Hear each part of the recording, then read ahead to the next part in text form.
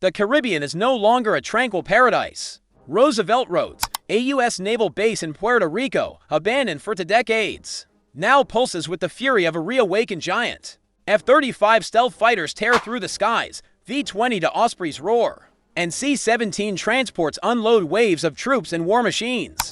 Just 500 miles south, Venezuela bristles with Russian jets, Chinese drones, and Iranian advisors. This is no routine drill, it's a stark warning. Roosevelt Roads, sprawling across 8,600 acres in Ceiba, Puerto Rico, was once the linchpin of American power in the Caribbean. Established in 1919 as a naval station under Assistant Secretary of the Navy Franklin D. Roosevelt, it became a fortress during World War II, protecting the Panama Canal and countering German U-boats that sank 1,200 Allied ships in the Atlantic by 1940 during the Cold War. It grew into a colossus, 3 runways, including a 3.4-mile strip for heavy bombers, a 1,200-foot pier at Ensenada, Honda, capable of docking aircraft carriers, and facilities for 20,000 personnel. It hosted P-3 Orion anti-submarine aircraft, F-14 Tomcat fighters, and SEAL Team 4, conducting 1,500 missions annually to monitor Soviet submarines and Cuban air activity.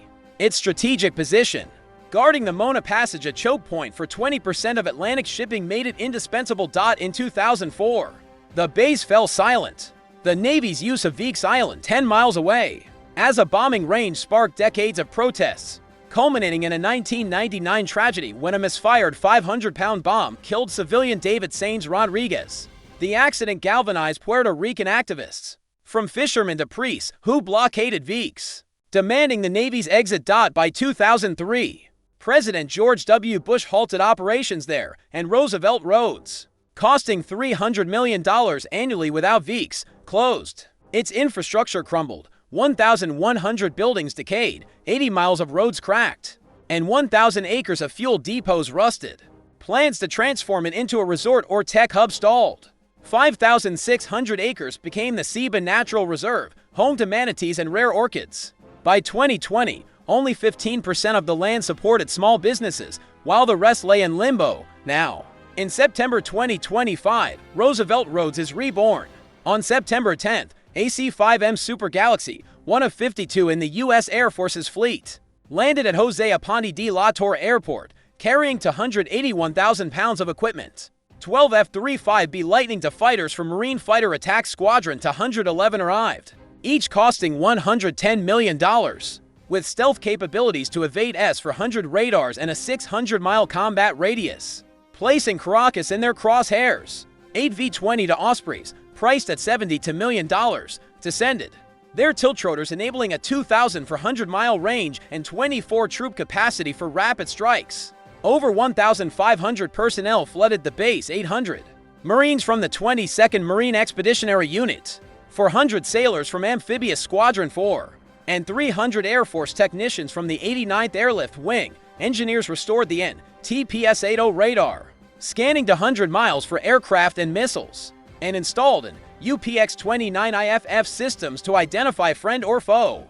A 5G network, linked to CENTCOM via Starlink satellites, supports 10,000 encrypted transmissions daily. Fuel depots, holding 12 million gallons of JP-8, were refilled, and 50 bunkers stocked with 400 JDA MIS, 200 Hellfire missiles, and 1,030mm rounds. Construction crews, working 24/7, rebuilt 10 hangars and 5 miles of taxiways, costing $120 million since August. This is a force for war, not a parade, and locals feel its weight. Puerto Rican sea history repeating. The Weeks protests, involving 150,000 people from 1999 to 2003, were a cry for sovereignty. The Navy's exit was a triumph, but the scars remain. 18,000 acres of Weeks soil are contaminated with lead and depleted uranium, per EPA reports. Now, Ceiba's 13,000 residents watch in silence as jets shake their homes. Ana Morales, a 40-year-old teacher, clutches her son's hand as an Osprey passes. "I marched for peace at 15, she says, tears in her eyes. Now he's 10, asking why the soldiers are here. What do I say?" Fishermen like Juan Rivera, 50, pause their nets, fearing restricted waters. "This is our sea," he says, voice thick with frustration. They take it again. Troops feel the tension too. Lance Corporal Sofia Reyes, 23, from Miami, unloads HIMARS rockets. Her M27 rifle slung across her back. "We're trained, but this feels different," she says, glancing at the sky. "The whole world's watching." Captain Emily Chen, 29, an F-35 pilot, calibrates her jets and APG-81 radar, her pulse racing. "You know what's at stake," she says. "One wrong move, and it's not just us, it's everyone." The 22nd MOI drills daily, simulating urban assaults and jungle extractions, while sailors on the USS Wasp test Phalanx CIWS guns, firing 4,500 rounds per minute. Every action is a countdown to an unknown deadline. Venezuela, 500 miles south, is a powder keg. Its 303 billion barrels of oil worth $12 trillion at $40 per barrel make it a global prize.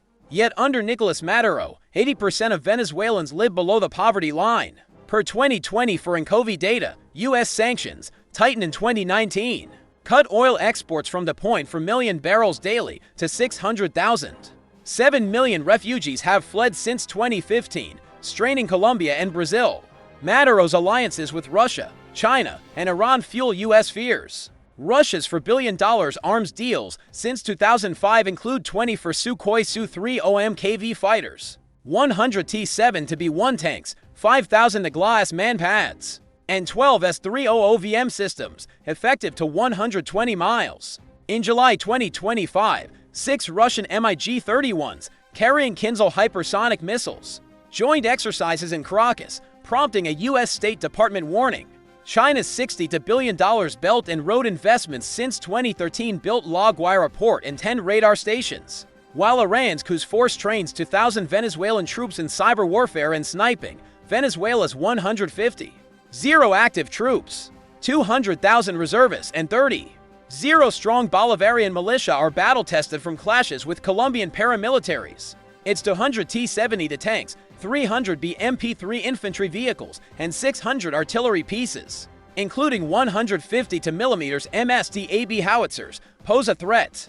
August 2025 intelligence suggests talks for 12 Russian Kinzhal missiles, traveling at Mach 10 with a 1,000 to 100-mile range, capable of hitting Miami or Roosevelt Roads in minutes. This challenges the Monroe Doctrine, America's 1823 claim to hemispheric dominance, and raises fears of a Russian-Chinese foothold. The Caribbean Sea is a fortress of steel.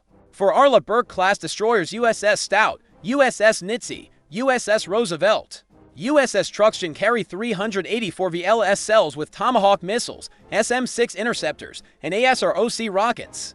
Their SPY-1D radars tracked 100 targets, from drones to satellites. 2 Ticonderoga-class cruisers, USS Normandy and USS Gettysburg, add 244 VLS cells with Harpoon anti-ship missiles.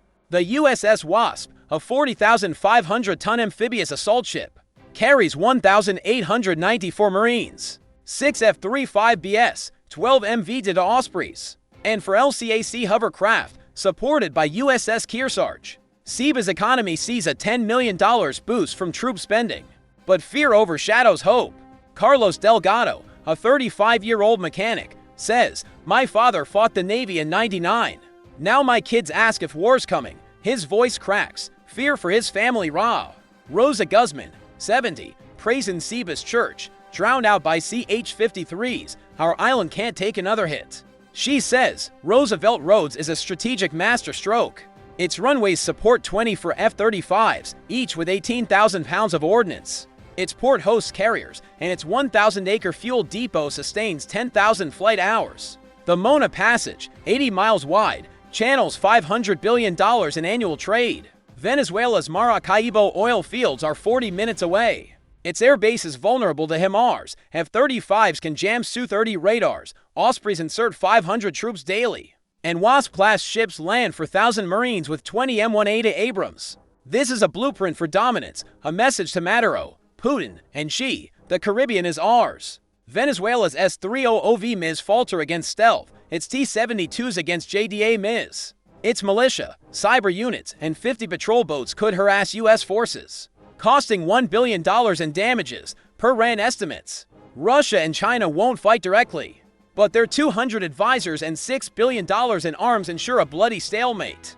The 1960 Cuban Missile Crisis. When 40 Soviet missiles nearly triggered nuclear war looms large. A radar lock, a stray vessel, or a cyber attack could spark disaster. July 2025 war games predict 12,000 U.S. casualties, 20,000 Venezuelan, and 3 million refugees in a month. Collapsing regional economies. The $450 million reactivation, funded by a 2025 supplemental budget, is a gamble.